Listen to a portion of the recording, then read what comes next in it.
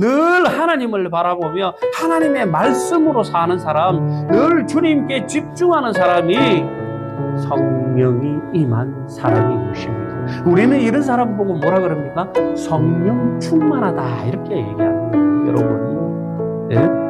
목소리 크고 막 왔다 갔다 하면서 휘젓고 다니는 이런 사람이 성령 충만한 사람이에요. 늘 하나님께 집중하고 하나님을 바라보고 하나님께 나의 모든 것을 맡기고 살아갈 수 있는 사람, 그런 사람이 바로 성령 충만한 사람이에요. 굿모닝, 좋은 아침입니다. 오늘 새벽에도 새벽 논단 비평하겠습니다. 개신교 목사님의 설교 내용 중에 성령 충만이라는 제목으로 말씀을 나눕니다. 성령 충만이 뭐냐 하면서 말씀을 쭉 주셨죠. 충만이 뭐냐 하는 것과 성령이 무엇이냐라고 하는 것이 충돌이 일어났습니다. 존재에 대한 본질을 깨닫지 못하고 존재에 대한 본질을 이해하지 못한 상태에서 복음을 전하려고 하니 무리수가 생긴 것입니다. 이 무리수에서 벗어날 수 있어야 복음을 증거할 수 있고 이 무리수를 입증할 수 있어야 복음을 전거할 수 있습니다. 사도 바울이 헬레니즘과 헤브라임 시절에 나타나셨고 그때 주님이 오셔서 사도 바울과 더불어 콜라보를 이루신 것을 경륜의 때라고 말씀하시면서 복음이 온전하게 전해질 수 있는 그런 기틀이 마련됐고 그것들이 세상에 전달되게 되어 있습니다. 사도 바울이 전한 복음의 존재의 본질에 대한 이야기만 나옵니다. 하나님이 전하신 말씀, 예수님께서 전하신 말씀에 창조의 질서에 대한 이야기만 나옵니다. 창조의 섭리에 대한 이야기만 나옵니다. 예정의 섭리에 대한 이야기만 나옵니다. 그 외의 것들은 주님이 전하지 않고 말하지 않습니다. 선언하지 않습니다. 이것만 전해라 하셨기 때문에 전한다고 선언하셨습니다. 기적을 행해도 그에 합당한 것만, 가르침을 해도 그에 합당한 것만 한다. 그 이상의 것을 내가 임의로 하지 않는다 말씀하셨어요. 그대로 창조의 섭리가 전해져야 되기 때문입니다. 예정의 섭리가 그대로 전달되어야 되기 때문입니다. 그 이상의 것은 한 적이 없습니다. 사도 바울은 이것을 입증했습니다. 헬레니즘과 헤브라임 그 사상을 녹여내서 그들이 이해할 수 있게끔 그걸 실존론적으로 입증합니다. 이게 사도 바울이 해왔던 사명인 것입니다. 이 사명에 합당한 일들을 우리는 성경을 통해서 보게 됩니다. 그 말씀대로 우리는 성경을 보게 되어 있고 해석하게 되어 있습니다. 성령 충만을 받으라. 예. 뭐가 성령 충만이냐? 모릅니다. 몰라요. 지금 하신 말씀 무리수가 있죠. 그게 뭐냐? 전적으로 의지하는 게 뭐냐? 없어요. 전적 의지하면 된다. 뭐 그럴 수 있겠죠. 전적 의지하는 게 뭐냐가 없으면 안 돼요. 존재는 그렇게 입증되는 게 아니에요. 그것이 무언지가 입증되지 않으면 안 돼요. 실상입니다. 증거입니다. 바라는 것들이 실상이고 보지 못하는 것들의 증거. 나타나야 됩니다. 나타나지 않으면 실상이 아닙니다. 믿음이 아닙니다. 증거가 아닙니다. 또한 믿음이 아닙니다. 믿음은 나타나야 돼요. 실상이어야 되고 입증돼야 됩니다. 입증될 자료가 있어야 되는 겁니다. 그래서 성령 충만이라고 하는 말도 오해가 많고 오해를 불러일으킬 수밖에 없는 이야기밖에 우린 들은 바가 없습니다. 왜 그런가? 존재가 뭔지를 몰라요. 사도 바울이 그렇게 입증했는데 다른 얘기만 하고 있어요. 확신만 하고 있어요. 고백만 하고 있어요. 왜 그런지 모르겠어요. 로마서에 주어지는 10장에 있는 말씀은 이스라엘 사람에게 준 말씀이에요. 율법을 행하고 있는 그들에게 온전한 마지막 퍼즐, 화령점정 죄송합니다. 화령점정을 주기 위해서 로마서 10장에 있는 말씀을 준 겁니다. 그러니 마음으로 믿어라. 율법을 행하고 있으니. 그러니 입으로 신이라. 율법을 행하고 있으니. 그러나 하나님의 의를 이루기 위해서 율법을 주셨는데 자기 의만 쌓고 있으면 현저히 하나님의 나라와 의를 완전히 무시하는 거다. 하나님의 뜻과 섭리를 완전히 무시하는 거다. 현저히 거부하는 거다. 부인하는 것이다. 하나님의 의가 이루어지는 게 율법의 목적이다. 그리고 율법의 완성은 그리스도다. 이 말씀을 선언한 게 사도 바울입니다. 이건 이스라엘 민족에 준다. 10장 1절, 10장 2절 그들은 이스라엘 민족에게 하는 말입니다. 깨닫길 축복합니다. 율법을 행하고 있는 그들에게 주는 말씀이에요. 행함도 버리고 확신만 해라. 고백만 해라. 그런 거는 성경하고 아무런 상관이 없는 말이에요. 교리를 자꾸 따라봐야 아무 소용이 없습니다.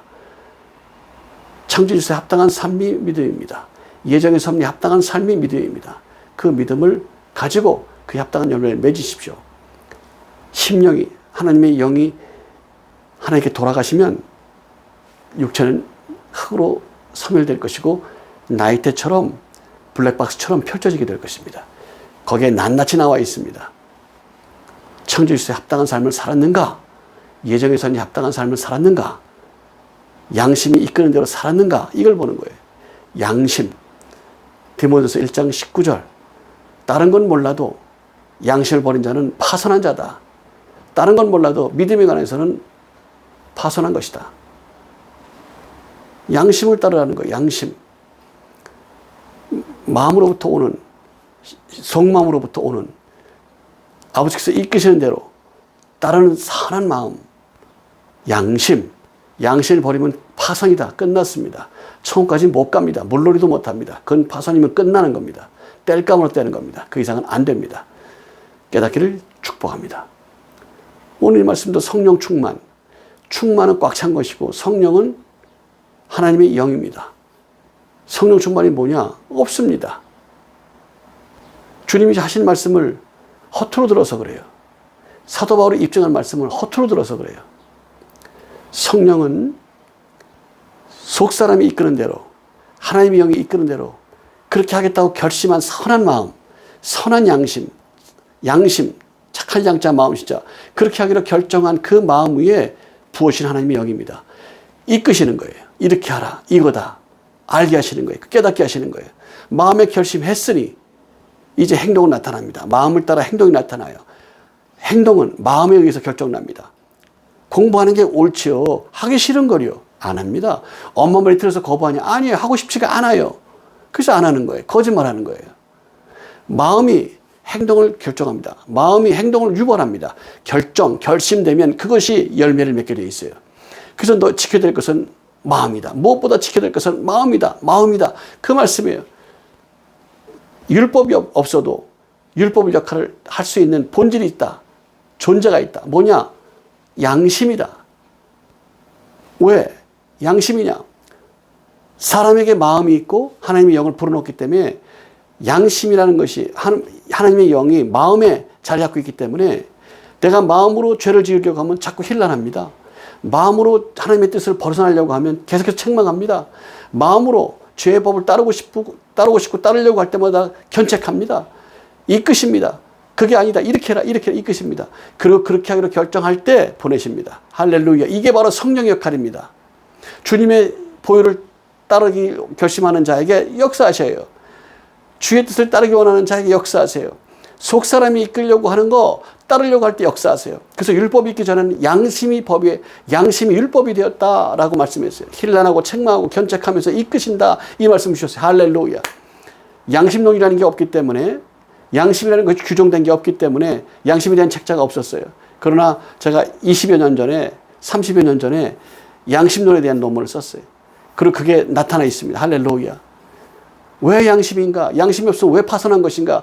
양심이 무엇 때문에 중요한 것인가? 이 말씀을 다뤘습니다. 할렐루야. 깨닫게 되기를 축복합니다. 율법이 있기 전에도 율법이 있어도 양심을 버리면 끝나는 거예요. 파선이다. 사도 바울이 선언했어요. 깨닫기를 축복합니다.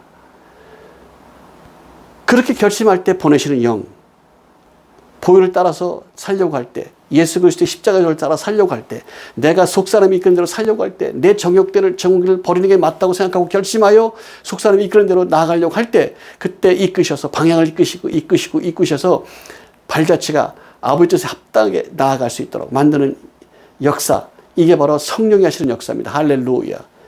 깨닫기를 축복합니다. 하나님 시대, 예수 시대, 성령 시대 이렇게 구분하라고 주신 말씀이 아닙니다. 할렐루야. 사도 다윗도 내 심령을 새롭게 하시라고 얘기하시고 고백하면서 고백을 하지 않습니까? 역사하는 거예요. 때로 나눈다고 되는 게 아니에요. 알파와 오메가입니까? 알파와 오메가입니다.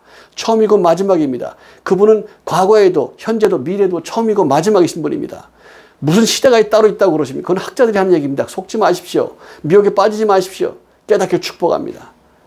그런 건 없습니다. 창조의 섭리가 아니면 버리십시오. 예정의 섭리가 아니면 버리십시오.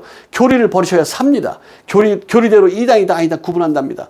교리는 통치수단입니다. 가톨릭 전체 시대 때 점령한 나라를 통치하고 독립의 의지를 살아나지 못하도록 하려고 만들어 놓은 게 통치입니다. 그 통치수단이 바로 교리입니다. 성경이 있다. 하나님이 하신 것이다. 성경이 있습니까? 어디요? 사형. 성경을 못 읽게 했다니까요. 통수단이 교리입니다. 할렐루야. 가톨릭 신부님들 설교하는 얘기 제가 비평했습니다. 그 중에 성경과 관계있는 얘기 뭐가 있습니까? 없어요. 성경과 아무 상관이 없어요. 우리는 이렇게 했다.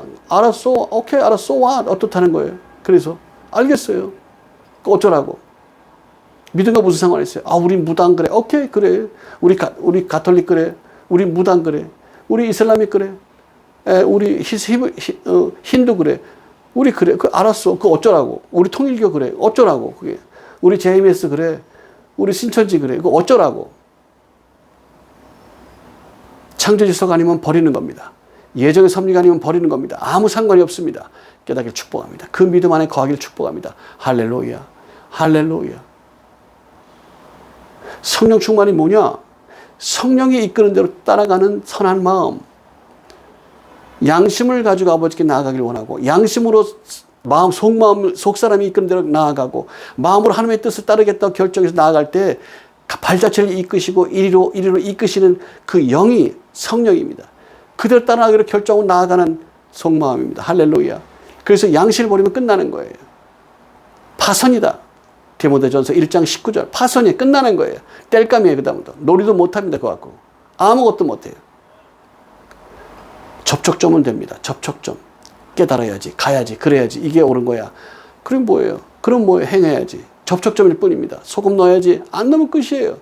행함이 없으면 죽었어요. 행한 대로 보응하세요. 할렐루야. 너는 말로만 믿어라. 생각으로만 믿어라. 나는 행함으로 입증하겠다. 너는 날마다 두렵고 떨림으로 구원을 이뤄가라. 할렐루야. 나는 날마다 죽는다. 복음 전하고서 버림받을까 두려워서 날마다 죽는다. 깨닫길 바랍니다. 할렐루야. 성령 충만이 뭐냐? 모순이에요. 성령 인도를 받는 거예요. 선한 양심으로 성령 인도를 받는 거예요. 그것이 성령 충만입니다. 그러기 위해서 사는 거예요. 그러기 위해서 삶을 드리는 거예요. 심령이 이제 아버지께 돌아가시면 육체가 죽고 나이테처럼 펼쳐집니다. 블랙박스처럼 펼쳐집니다. 마음이 이끈 대로 했는가?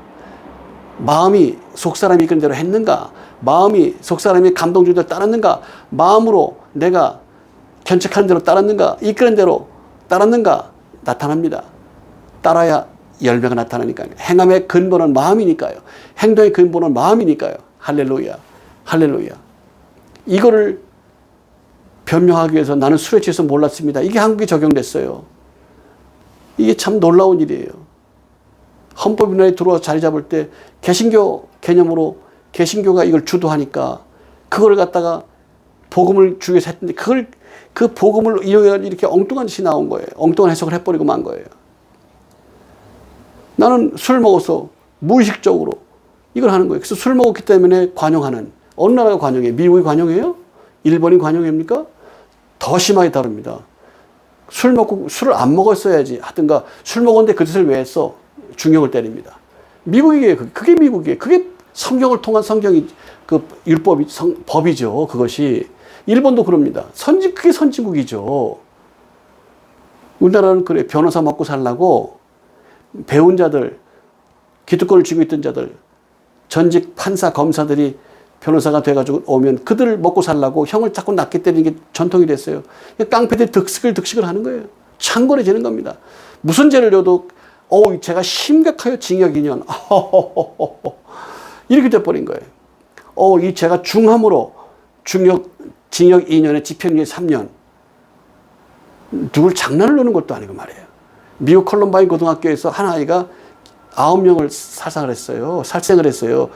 교사하고 3명인가 죽고 9명이 중상을 입고 뭐 그랬어요.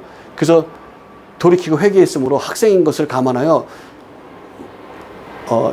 죄가 536년인가 받았어요. 정상 참작하여. 모범이 되면 조금씩 깎이겠죠. 이게 법이에요. 강력하게 다뤄야죠.